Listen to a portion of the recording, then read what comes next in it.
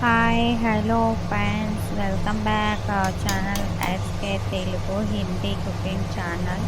ఈరోజు మన ఛానల్లో రెసిపీ వచ్చేసి శనగపిండితో కర్రీ ఎలా చేసుకోవాలో ఈ వీడియోలో చూపించిన. మన ఇంట్లో ఏ కూరగాయలు లేనప్పుడు శనగపిండితో ఇలా చేసి ఇవ్వండి, చాలా ఇష్టంగా తింటారు. ఇప్పుడైతే మనం వీడియో స్టార్ట్ చేద్దాం.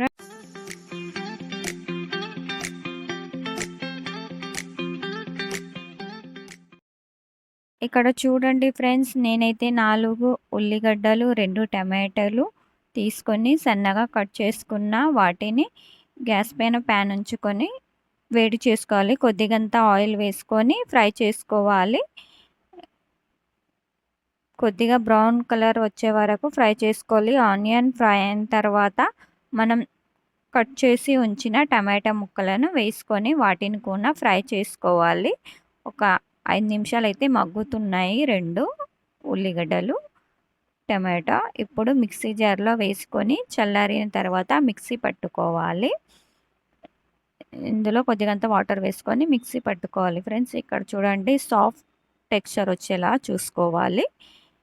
పక్కన ఉంచుకొని ఇప్పుడు శనగపిండి ఒక బౌల్లో 3 స్పూన్లు వేసుకోవాలి.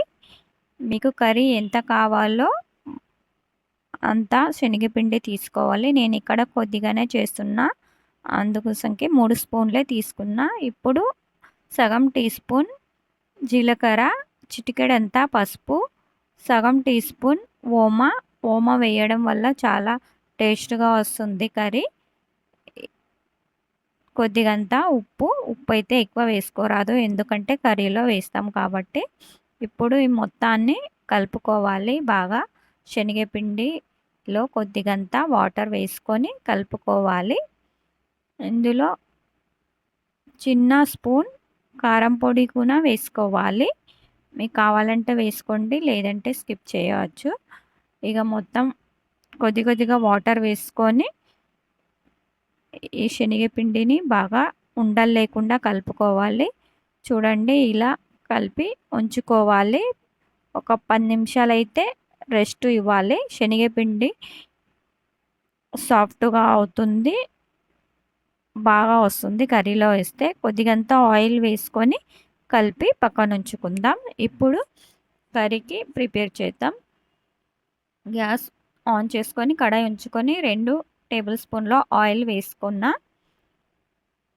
ఆయిల్ వేడెక్కిన తర్వాత 1 టీ స్పూన్ ఆవాలు జీలకర్ర, సగం టీ స్పూన్ పసుపు, 4-5 పచ్చిమిరపకాయలు, 1 టీ స్పూన్ అల్లం వెల్లుల్లి పేస్ట్. వీటన్నింటిని ఫ్రై అయిన తర్వాత మనం రుద్ది పెట్టుకున్న ఉల్లిగడ్డలు, టమాటాల పేస్ట్ వేసుకొని ఆయిల్లో ఉడికించుకోవాలి. ఒక 3 నిమిషాలు అయితే ఉడికించుకోవాలి. ఒక రెమ్మ కరివేపాకు వేసుకోవాలి. ఇప్పుడు మసాలాలు వేసుకుందాం. ఒక పెద్ద స్పూన్ కారం పొడి మీరు ఎంత కావాలో అంత వేసుకోండి. నేను ఇక్కడ 1 స్పూన్ తీసుకున్నా. 1 టీ స్పూన్ గరం మసాలా, రుచికి సరిపోయేటంత ఉప్పు, 1 టీ స్పూన్ మటన్ మసాలా ఖచ్చితంగా వేయండి, చాలా టేస్ట్గా ఉంటుంది. మటన్ ఫ్లేవర్ వస్తుంది ఈ కర్రీకి. ఇప్పుడు ఈ మసాలాలను మొత్తాన్ని కలిపి ఒక 2 నిమిషాలు ఉడికిన తర్వాత ఎంత పల్చగా కావాలో అంత వాటర్ యాడ్ చేసుకోవాలి. ఇక్కడ నేనైతే ఎక్కువ పల్చగా చేయలేదు, అందు గురించి కొద్దిగానే వాటర్ యాడ్ చేసి ఒక 3 నిమిషాలు ఉడికించుకున్న. చూడండి ఫ్రెండ్స్, ఆయిల్ అయితే పైకి వచ్చింది. ఒక 5 నిమిషాలు ఉడికిన తర్వాత కర్రీ అయితే చాలా బాగా కలర్ఫుల్గా వచ్చింది. ఇప్పుడు ఈ కర్రీలో మనం పేస్ట్ చేసి ఉంచిన శనగపిండిని వేసుకోవాలి.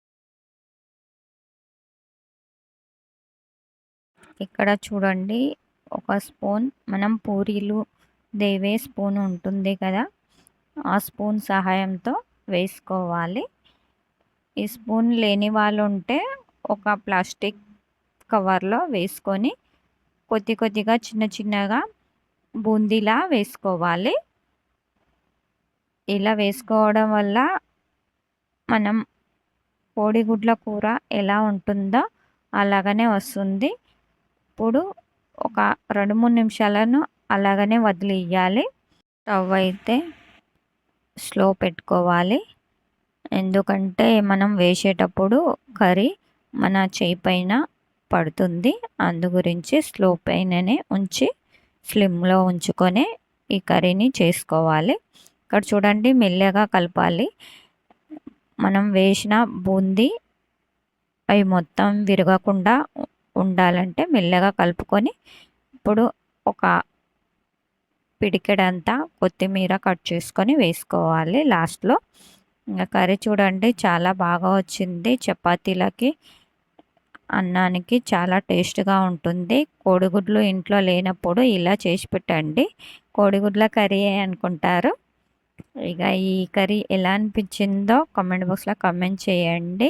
మీరెప్పుడు ట్రై చేస్తున్నారో, మీకెలా కుదురుతుందో నాకు కామెంట్ బాక్స్‌లో కామెంట్ చేయండి ఫ్రెండ్స్. ఈ రెసిపీ నచ్చినట్లయితే లైక్ చేయండి, షేర్ చేయండి. ఎవరైనా కొత్త వాళ్ళు విజిట్ చేసినట్లయితే నా ఛానల్‌ని ప్లీజ్ సబ్స్క్రైబ్ చేసుకోండి. నెక్స్ట్ రెసిపీలో కలుద్దాం. అంతవరకు బాయ్. Thank you.